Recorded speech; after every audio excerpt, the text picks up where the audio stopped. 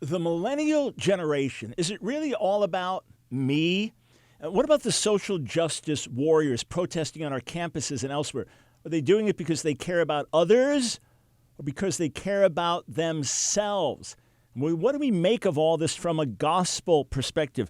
Back in May of 2013, Time magazine, Joel Stein wrote an article, Millennials, the me generation. He started by saying, I'm about to do what old people have done throughout history, call those younger than me lazy, entitled, selfish, and shallow. He says, but I have studies, I have statistics, I have quotes from respected academics. And then the article is a nuanced article getting into all kinds of issues. Is this generation selfie? Is this a generation that knows how I feel and what I'm doing now? And this is the cereal I had for breakfast. And this is what I just watched in the movies. And I'm just going to share it on social media and then take a selfie. Is that what it's all about? Or is that a mischaracterization of the younger generation? And is there something deeper going on that we may miss? Well, on the one hand, yeah, there are a lot of studies that indicate that this generation has been raised in a way that is more self-centered because of perhaps the abundance that we have around us and the multitude of choices we can make for self-determination, perhaps because of pampering or spoiling, perhaps because of other issues, just the rise of social media, and now everybody can have a voice and everyone can talk about me, and based on how many likes you have and how many followers you have, that makes you somebody in something. What is it that's going on? Well, is there anything about this younger generation that's sincere and genuine? Well, of course. There may be a unique self-centeredness beyond what we've had in previous generations, again, just because of the factors that surround us and the opportunities that surround us. But there's an interesting article, also from 2013, by Dan Schwabel on danschwabel.com, 74 of the most interesting facts about millennials.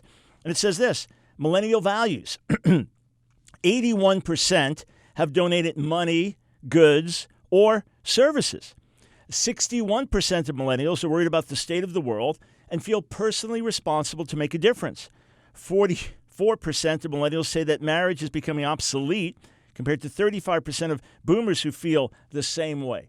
Now, those are varied stats, but there's a different view of the world, different view of what matters, but also saying, hey, I'm here, I care, I want to make a difference. Yet at the same time, a lot of this is mixed in with how I feel.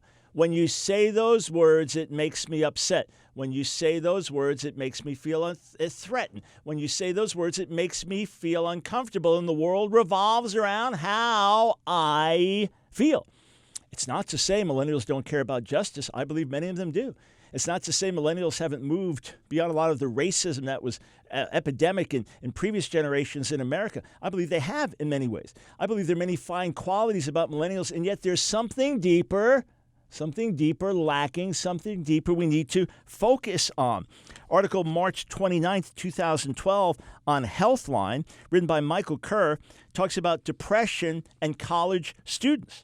1 out of every 4 college students suffers from some form of mental illness, including depression. What? 44% of American college students report having symptoms of depression. I mean, this makes no sense. 75% of college students do not seek help for mental health problems. Suicide is the 3rd leading cause of death among college students. What in the world is going on here? Can we dig deeper and see a problem? Can we dig deeper and diagnose what this problem is all about? Well, fast forward to now, March 6, 2014, pjmedia.com. Evan Morrison has an article, Social Justice Syndrome, Rising Tide of Personality Disorders Among Millennials.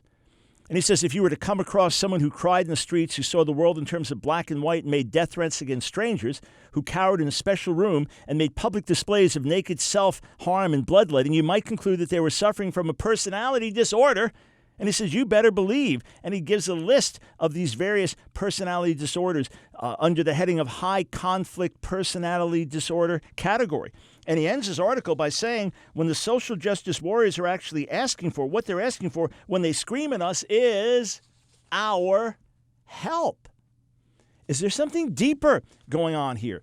March 7th, 2017, Tani Erickson on campusreform.org. Study suggests college students protest to assuage guilt.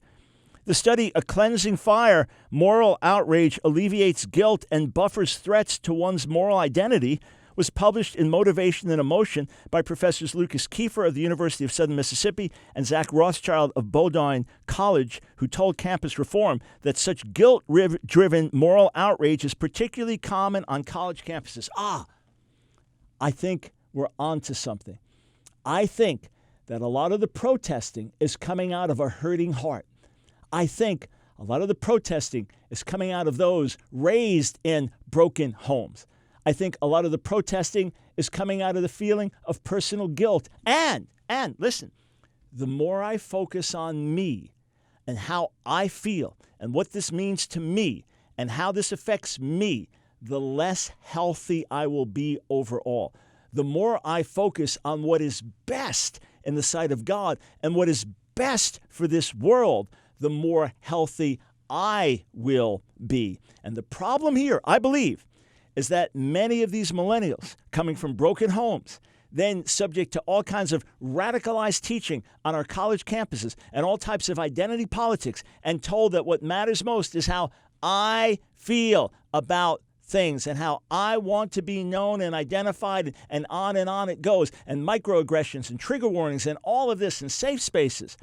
I believe that to whatever degree there are good causes these students identify with, and to whatever degree they care about justice, there's something deeper going on, and that is personal hurt or personal pain or personal anger or something missing in their own lives or perhaps personal guilt. And that's why the remedy is not the burning down of buildings and the shouting in the streets. The remedy is going to the cross. The remedy is crying out to God and saying, I'm plagued with these feelings. I've got these emotions. I need help. And I recognize my own shortcomings. While I'm condemning the world around me and the world of my elders, I see the flaws in my own life. That's why God sent his son into the world to die for old, for young, to die for the reformers and to die for the racists, to die for all alike, and to say there is a better way. Your guilt can be removed. Your sin can be dealt with. You can find a new life and a life that will truly be productive. If you want justice, if you want what's right, if you really care, go to God, go to the cross, get your own life fixed, and then you can turn around and fix your world.